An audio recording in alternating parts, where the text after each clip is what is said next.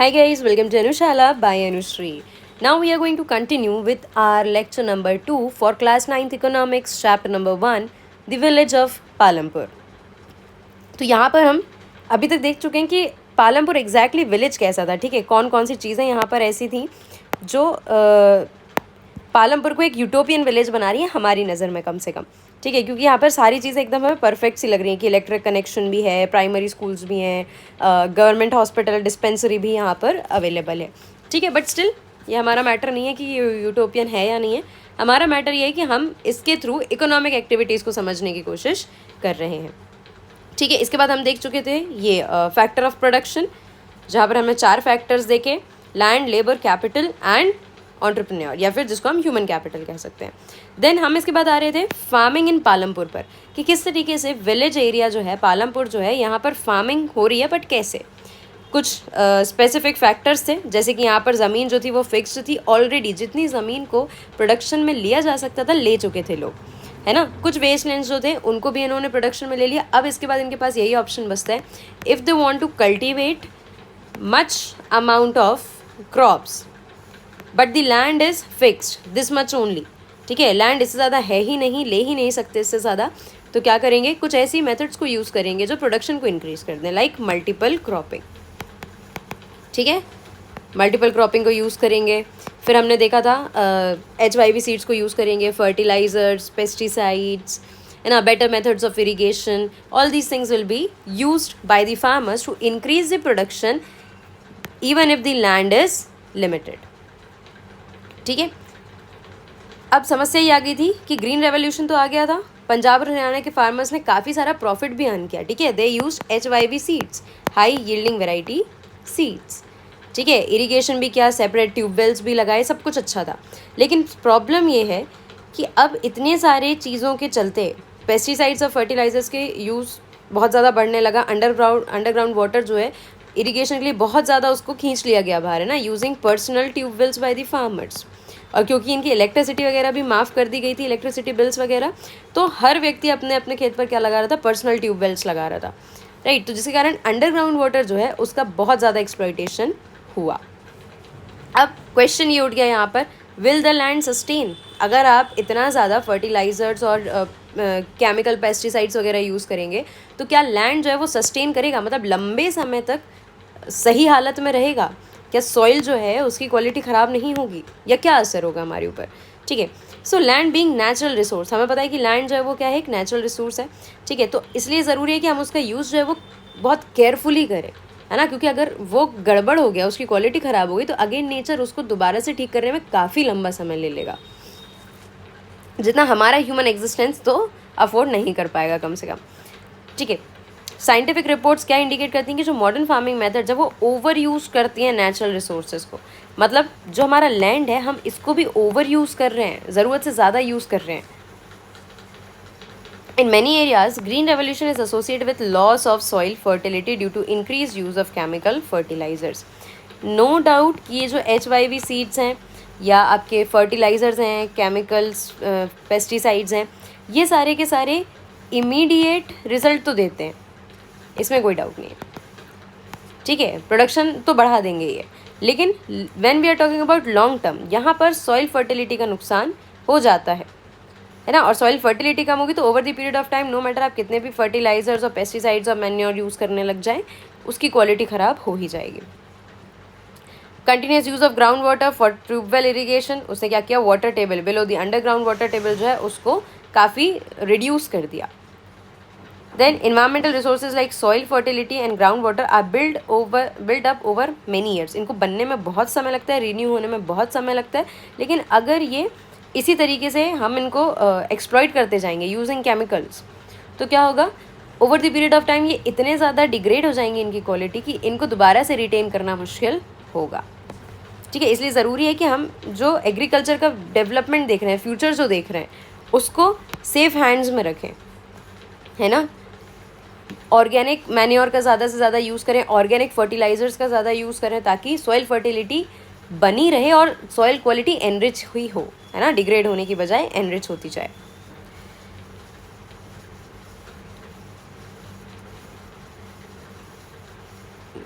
Then how is land distributed between the farmers of Palampur, ज़मीन farmers के बीच में किस तरीके से डिस्ट्रीब्यूटेड थी। अब इक्वल तो होने से रही है ना, इक्वल ज़मीन सारे लोगों के पास थोड़ी ना होगी, there must be some large या फिर big farmers and there must be some small farmers and apart from these two categories, यहाँ पर कुछ ऐसे फार्मर्स भी जो होंगे वो होंगे लैंडलेस फार्मर्स, मतलब जिनकी खुद की कोई ज़मीन नहीं होगी। और फिर उसके बाद फोर्थ कैटेगरी यहाँ पर आ जाएगी फार्म लेबरर्स की, मतलब those who are doing agriculture but they are working as labour, किसी और के फील्ड में वो लेबर की तरह काम कर रहे हैं। You must realise how important land is for farming, obviously बात है फार्मिंग के लिए लैंड बहुत ज़्यादा ज़रूरी है।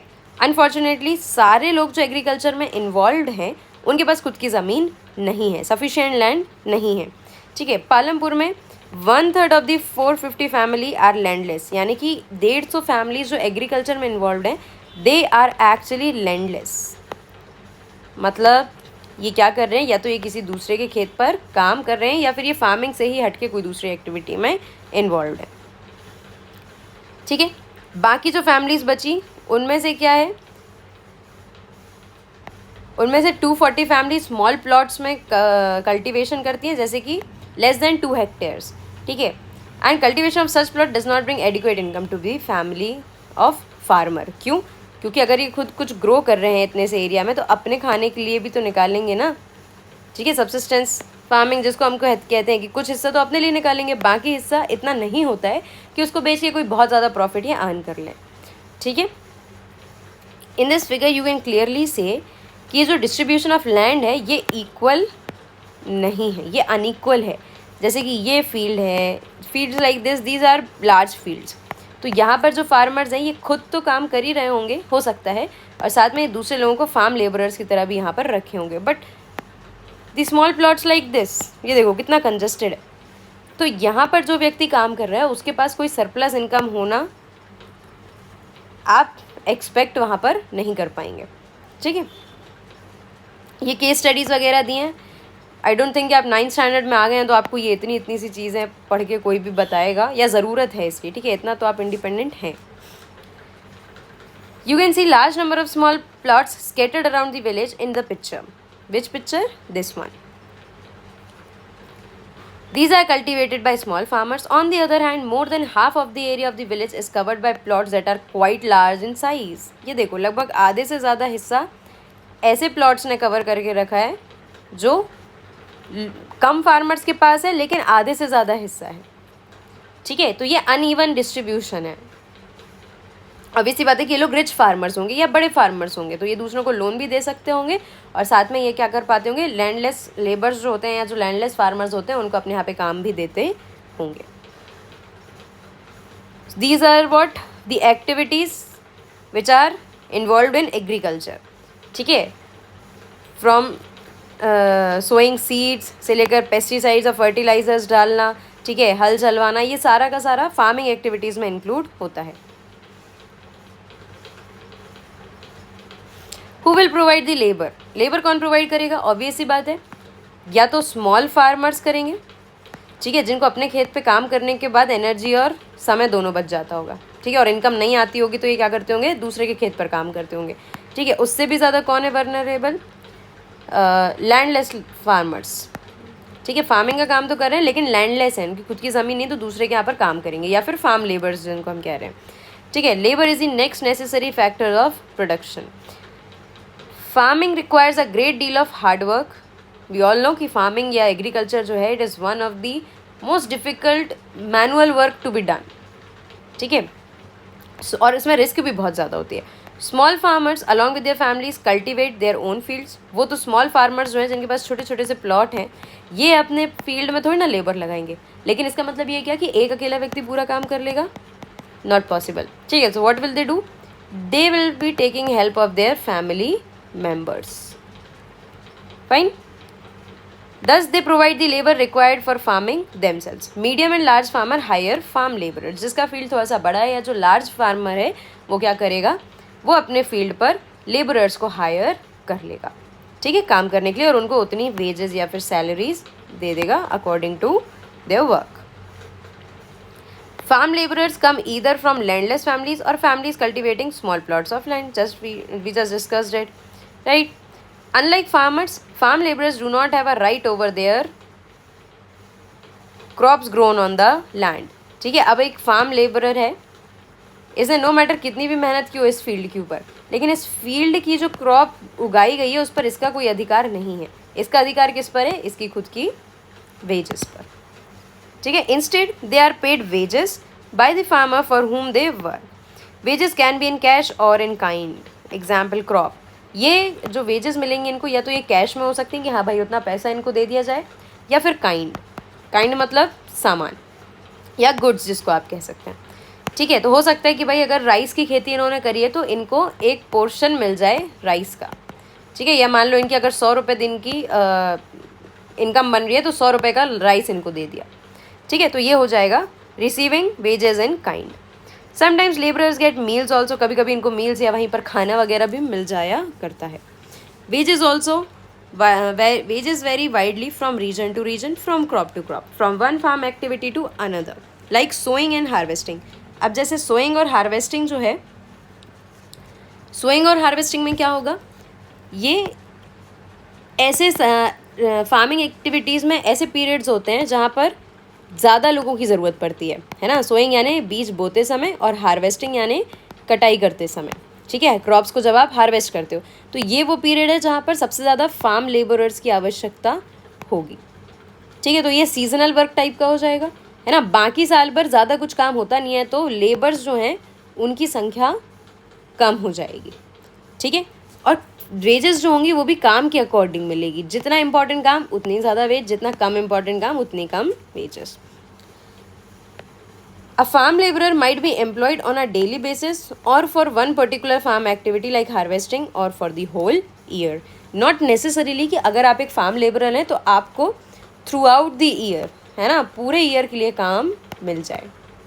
इसका मतलब क्या हो सकता है कि भाई अगर मेरे पास एक खेत है, बड़ा खेत है, तो मैं सिर्फ सोइंग के समय किसी व्यक्ति को काम पर रखूं और बाकी समय उसको काम से हटा दूं. मतलब उतना पैसा उसको दिया और फिर बाकी उसको बोल दूं कि अब आपके लिए काम नहीं है. ठीक है, फिर मुझे हार्वेस्टिंग के समय ज़रूरत पड़ी तो मैंने बोला कि भाई किसी को काम चाहिए तो वो आ जाए. लोग मेरे पास आए, उन्होंने मुझसे काम लिया, मैंने उनको वेजेस पे करी, ख़त्म.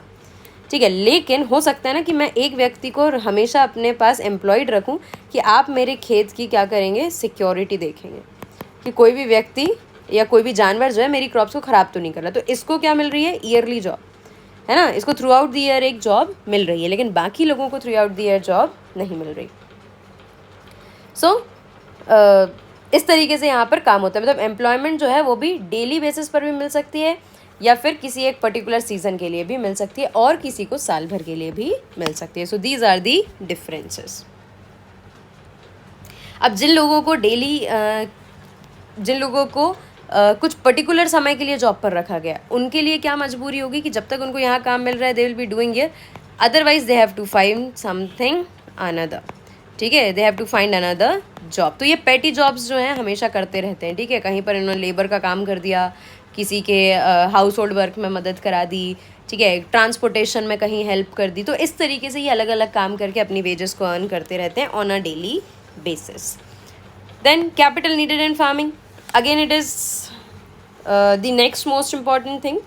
क्यों? क्योंकि एग्रीकल्चर जहाँ पर भी हो रहा है वहाँ पर कुछ कैपिटल लग रहा है, कुछ पैसा वहाँ पर लगेगा. क्यों लगेगा? सबसे पहली बात, अगर आप एक खेत खरीद रहे हो तो इसकी ओनरशिप आपके पास आ रही है तो आपको पैसा देना पड़ेगा. अगर आप इसको रेंट पर ले रहे हो तो आपको किराया देना पड़ेगा. तो ये पहला कैपिटल लग गया. After that you have to buy seeds, you have to buy fertilisers. ठीक है, पेस्टिसाइड्स,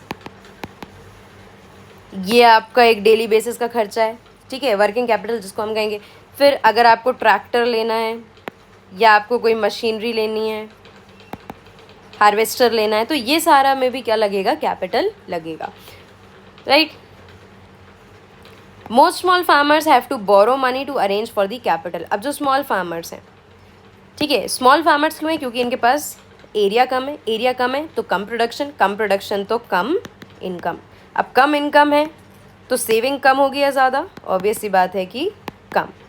ठीक है, अब सेविंग कम होगी तो जब ये अगली फसल लगाएंगे तो इनको जो कैपिटल है, जो मनी जो है उसको अरेंज करना पड़ेगा.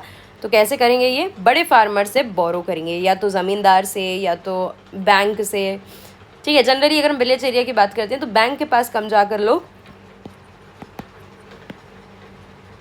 बिग फार्मर्स के पास ज़्यादा जाते हैं, या फिर मनी लेंडर्स के पास, right. The rate of interest on such loan is very high. Obviously बात है, तो हम हमेशा से पढ़ते आ रहे हैं कि भाई अगर आप इनफॉर्मल सेक्टर से लोन लेंगे, ठीक है, चाहे वो कोई ज़मींदार हो, कोई बड़ा बिजनेसमैन हो, कोई ट्रेडर हो, कोई शॉपकीपर हो, या आपका कोई रिलेटिव हो, अगर आप उससे पैसा मांग रहे हैं तो ज़्यादा चांसेस ये हैं कि वो आपको ज़्यादा इंटरेस्ट रेट पर पैसा देगा, ठीक है। They are put to great distress to repay the loan.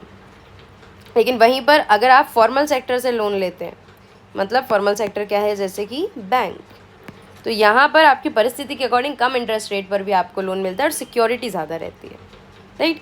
In contrast to the small farmers, the medium and large farmers have their own savings, ठीक है। जो मीडियम और स्मॉल बिग फार्मर्स होते हैं उनके पास अपनी खुद की सेविंग्स होती हैं, ठीक है, क्योंकि प्रोडक्शन ज़्यादा तो इनकम ज़्यादा तो ये सेविंग भी ज़्यादा कर पाते हैं, राइट। और कभी कभी अगर नहीं तो फिर they use to have loans from banks, ठीक है। यहाँ पर ये पूछा जा रहा है कि भाई ये सेविंग कैसे करते हैं? सेविंग क्यों कर पाएंगे? क्योंकि एरिया बड़ा है तो प्रोडक्शन ज़्यादा होगा।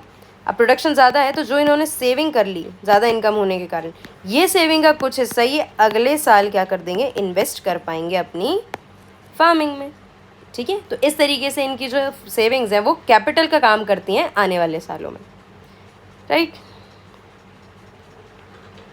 Then sale of surplus farm products. Surplus का मतलब होता है extra, surplus means extra.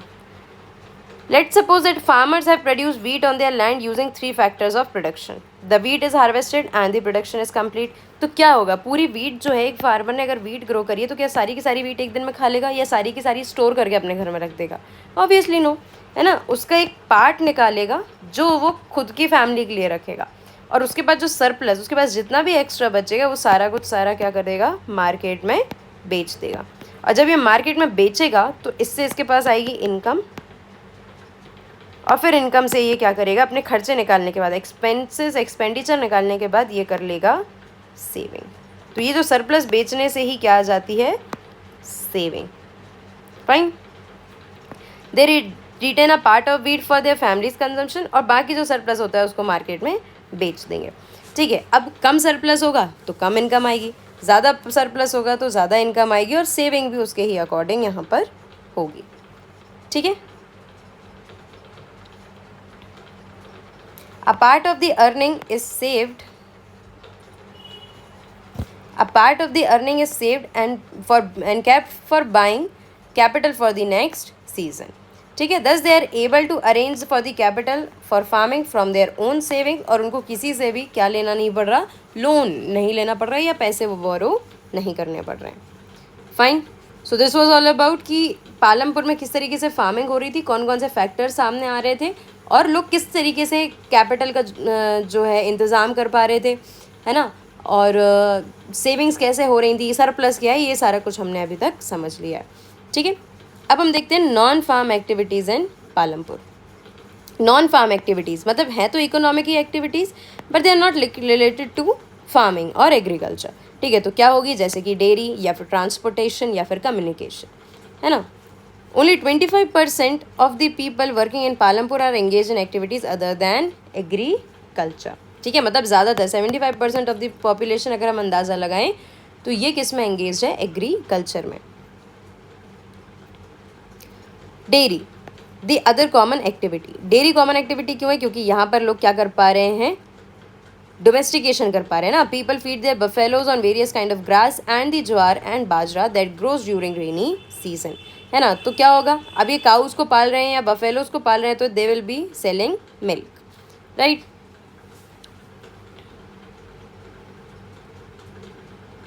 Then इसके बाद क्या होता है? Small scale manufacturing. Small scale manufacturing क्या है? कि मैन्युफैक्चरिंग तो हो रही है, प्रोडक्शन तो यहाँ पर हो रहा है ना, लेकिन on a small scale. Small scale का मतलब क्या है? इन्वेस्टमेंट जो है वो भी कम होगा, ठीक है। इनपुट्स जो होंगे वो भी कम होंगे, लेबर्स भी कम लगेंगे, ठीक है। साथ में प्रॉफिट भी कम ही होगा, ठीक है। लेकिन मैन्युफैक्चरिंग तो है, इसलिए हम इसको कह रहे हैं स्मॉल स्केल मैन्युफैक्चरिंग, ठीक है। किस तरीके की मैन्युफैक्चरिंग करेंगे लोग? बहुत सिंपल प्रोडक्शन मेथड से, ठीक है, जैसे कि बर्तनों का बनना या कपड़ों का बनना, इस तरीके से छोटी छोटी फैक्ट्रीज आपको यहाँ पर देखने को मिल जाएंगी। जनरली लोग इनको या तो अपने घरों में ही किसी कमरे में एक अपना छोटा सा मैन्युफैक्चरिंग यूनिट डाल ले रहे हैं, या तो फिर फील्ड्स में। ओके, देन दूसरी एक्टिविटी क्या है? नॉन फार्मिंग एक्टिविटी, शॉपकीपिंग, ठीक है। शॉपकीपिंग का मतलब क्या होता है? ट्रेड करना, है ना।